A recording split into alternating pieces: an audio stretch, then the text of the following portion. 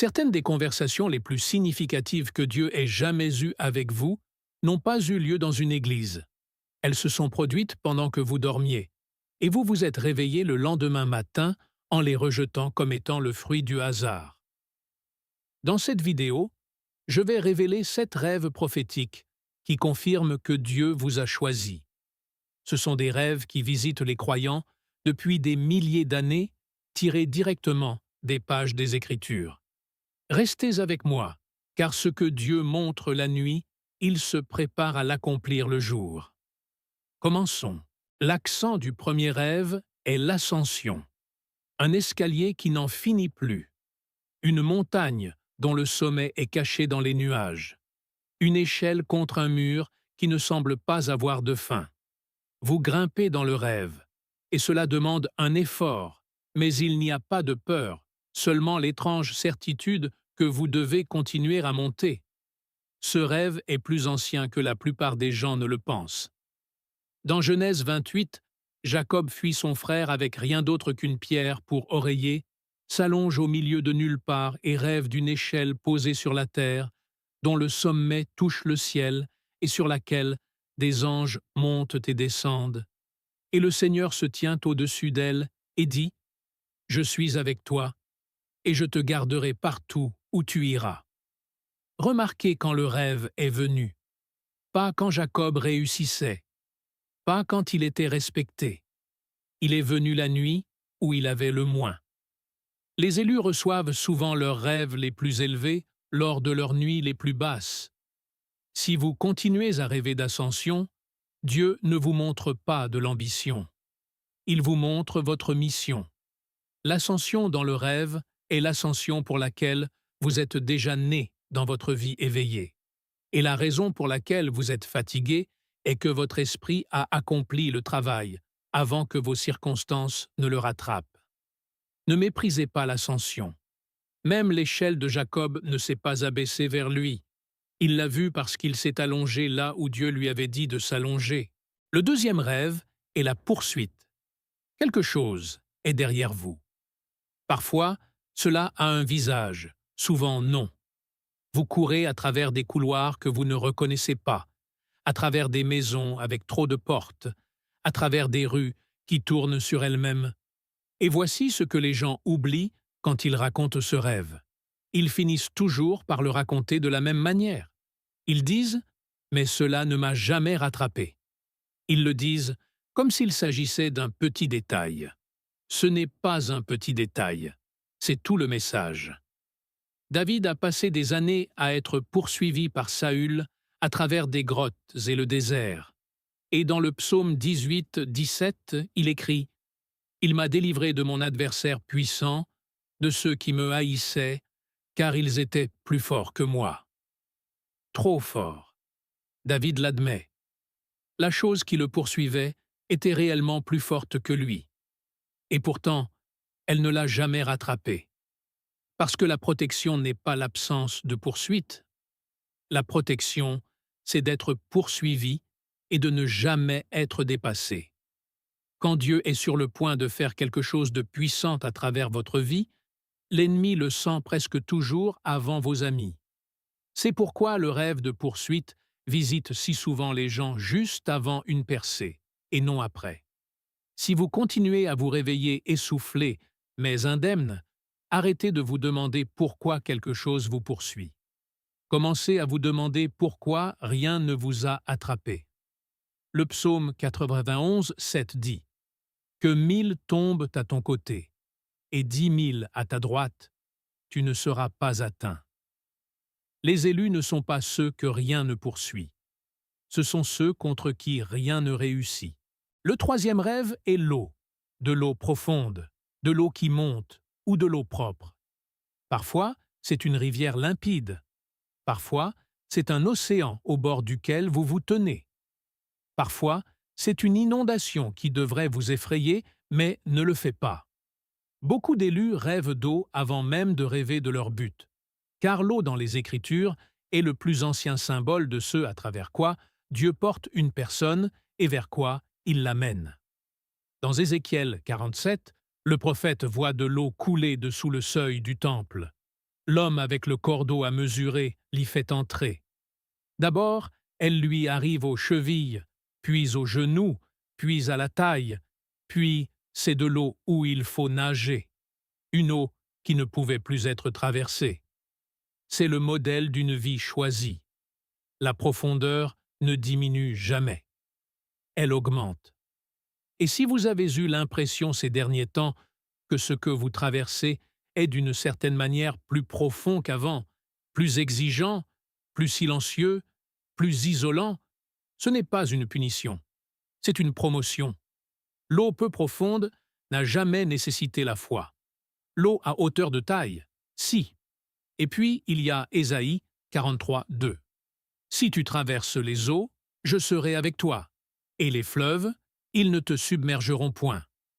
Remarquez que le verset ne dit pas si, il dit quand. Dieu a déjà prévu l'eau. Il a déjà prévu sa présence en elle. Si vous continuez à rêver d'eau, il prépare votre esprit pour une profondeur que votre vie ne vous a pas encore demandée. Si vous êtes béni par ce message jusqu'à présent, veuillez prendre un moment pour aimer la vidéo. Cela aide vraiment ce message à atteindre plus de personnes qui ont besoin d'entendre la parole de Dieu. Le quatrième rêve est celui dont presque personne ne veut parler. Les dents qui tombent une à une. Vous êtes dans une pièce. Quelque chose ne va pas. Vous touchez votre bouche et une dent se détache dans votre main. Puis une autre, puis une autre. Vous vous réveillez en vérifiant votre mâchoire, croyant à moitié que c'est réellement arrivé. Les gens cherchent sur Internet la signification de ce rêve et tombent sur toutes les théories imaginables. Mais la Bible a son propre mot pour les dents. Psaume 3, 7. David, entouré d'ennemis, prie. Lève-toi, Éternel. Sauve-moi, mon Dieu, car tu frappes à la joue tous mes ennemis. Tu brises les dents des méchants. Dans les Écritures, les dents représentent la force d'une chose, sa façon de mordre, sa façon de s'agripper à vous. Briser les dents de quelque chose, c'est lui retirer sa capacité de vous nuire, même si elle a encore une bouche. Ainsi, lorsqu'un élu continue de rêver que des dents tombent, ses propres dents, ce qui est parfois montré n'est pas une perte, c'est une libération. L'ancienne emprise de la peur perdant son mordant. La voix d'une vieille honte perdant sa force. Un schéma qui vous retenait et qui finit par lâcher prise. Job a tout perdu et a dit dans Job 19:20 « Je n'ai échappé que par la peau de mes dents. » Parfois, la survie n'est pas belle. Parfois, les élus sortent d'une saison avec des marques sur eux, mais ils en sortent quand même. Les dents dans le rêve n'ont jamais été le point essentiel. Le fait que la bouche soit toujours la vôtre l'était. Le cinquième rêve est la hauteur. Se tenir au-dessus d'une foule, d'une ville ou d'un paysage. Vous vous tenez dans un endroit élevé, une colline, un toit, un balcon, le flanc d'une montagne. Et en dessous de vous, il y a des gens, une ville ou une vaste étendue de terre. Vous n'avez pas peur dans le rêve. Vous observez. Il y a un poids dans votre poitrine dans le rêve que vous n'avez pas dans votre vie éveillée. Les gens marchent, vivent et passent en dessous de vous. Et d'une certaine manière, vous savez des choses sur eux qu'ils ignorent sur eux-mêmes. Ce n'est pas de l'orgueil, c'est de la perspective. Et la perspective dans les Écritures est ce que Dieu donne à ceux qu'il prépare à diriger. Moïse a dû gravir le Sinaï avant de pouvoir redescendre avec quelque chose qui valait la peine d'être dit. Jésus, avant de nourrir les 5000, est monté sur la montagne et s'est assis. Et ce n'est qu'alors que la foule est venue à lui. Matthieu 5, 1. Les élus sont presque toujours élevés avant d'être envoyés. Si vous vous retrouvez souvent en hauteur dans vos rêves, sans voler, juste debout en altitude, Dieu élargit votre regard. Il vous apprend à voir ce que la plupart des gens sont trop près du sol pour remarquer. Habacuc 2, 1 dit « J'étais à mon poste, et je me tenais sur la tour. Je veillais, pour voir ce que l'Éternel me dirait. La tour est le point élevé de la ville. Les guetteurs devaient grimper pour voir ce qui arrivait, bien avant que les gens dans les rues ne puissent le ressentir. Si Dieu continue de vous élever dans vos rêves, il fait de vous une sentinelle dans votre vie éveillée. Ne soyez pas surpris quand vous commencerez à remarquer chez les gens des choses qu'ils n'ont pas encore remarquées en eux-mêmes. Le 6e rêve est celui dont les gens se réveillent souvent en disant « C'était différent ». Quelqu'un vous remet quelque chose dans le rêve, une clé, un vieux livre, une lettre pliée, un parchemin. Vous ne le lisez pas toujours, vous ne l'ouvrez pas toujours, mais vous vous réveillez en gardant le souvenir de cet objet comme s'il était encore dans votre main. Dans Apocalypse 3:7, Jésus dit à l'église de Philadelphie « Celui qui a la clé de David, celui qui ouvre, et personne ne fermera, celui qui ferme, et personne n'ouvrira. » Une clé dans la main d'un élu n'est pas une décoration. C'est un accès. Ce sont des portes auxquelles les autres doivent frapper et que vous traversez simplement. Dans Ézéchiel 2 et 3, Dieu remet au prophète un rouleau et lui dit de le manger, et il a un goût de miel dans sa bouche avant de devenir amer dans ses entrailles. Parce que les élus ne reçoivent pas seulement un message, ils le digèrent. Et ce qui est doux à la réception est souvent lourd à porter. Si Dieu vous a remis des choses dans vos rêves, c'est parce qu'il prépare vos mains pour quelque chose de spécifique. Le rêveur n'est pas le messager. Le rêveur garde le rêve pour lui. Le messager fait quelque chose avec ce qu'il a reçu. Et quelque part en vous se trouve déjà la connaissance de ce qu'il a mis dans votre main. La seule question qui reste est de savoir si vous l'ouvrirez. Le 7e rêve est le plus silencieux de tous et celui qui fait pleurer les adultes quand ils finissent par le comprendre. Retournez dans un lieu de votre passé. Vous êtes de retour dans une maison où vous avez vécu, l'ancien quartier, une chambre d'enfant, un couloir d'école. Parfois le lieu est identique. Parfois il a changé de manière infime et impossible. Vous le traversez lentement dans le rêve, et il y a un sentiment dans votre poitrine qui n'a pas de nom. Dans Genèse 35, après des années de fuite, de mensonges, de lutte, de mariage, de paternité, d'enterrement et de survie, Dieu dit à Jacob « Lève-toi, monte à Béthel et demeure-y. Là, tu dresseras un autel au Dieu qui t'est apparu lorsque tu fuyais. » Béthel était le lieu de l'échelle, le lieu du premier rêve. Dieu ne l'a pas appelé vers l'avant. Il l'a rappelé en arrière parce qu'il restait quelque chose d'inachevé là où tout avait commencé. Quand les élus continuent de rêver d'où ils viennent, Dieu ne les rend pas nostalgiques. Il les restaure. Il les ramène dans les pièces où quelque chose a été brisé afin qu'ils puissent le reconstruire comme fondation de ce qu'il est sur le point d'accomplir.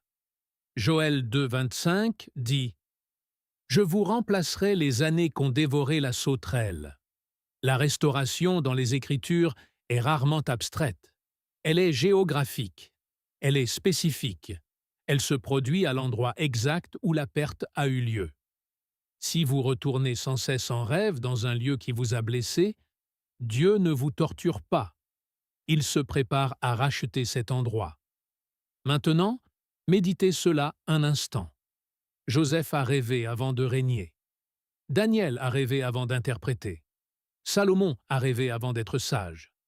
Joël a dit dans Joël 2,28 « Vos vieillards auront des songes, et vos jeunes gens des visions. » Remarquez l'ordre. Le rêve vient avant la vision. La nuit vient avant le jour. Bien avant que Dieu ne montre publiquement aux élus ce qu'il va faire, il le leur murmure en privé. Mais écoutez ceci attentivement, car la plupart des gens passent à côté. Un rêve n'est pas une garantie. Un rêve est une invitation. Les frères de Joseph ont également entendu le rêve. Ils avaient toutes les chances d'honorer ce que Dieu disait. Au lieu de cela, ils l'ont jeté dans une fosse. Les rêves se sont tout de même réalisés, mais ils n'en faisaient pas partie. Les élus ne sont pas ceux qui font les rêves les plus spectaculaires. Ce sont ceux qui gèrent avec soin ce qui leur a été montré, qui l'écrivent, qui prient à ce sujet, qui l'attendent, qui refusent de laisser l'amertume ou la distraction tuer ce que Dieu a planté dans leur sommeil. Si vous êtes béni par ce message, écrivez ceci dans la section des commentaires. Parle Seigneur, ton serviteur écoute. Si ces histoires de la nuit ont changé votre regard sur vos propres rêves, veuillez vous abonner et aimer cette vidéo. Nous explorons les mystères divins qui ont été cachés pendant des générations. Parcourons ce chemin ensemble. Votre prochaine révélation vous attend juste au-delà de l'horizon. Que Dieu vous bénisse tous.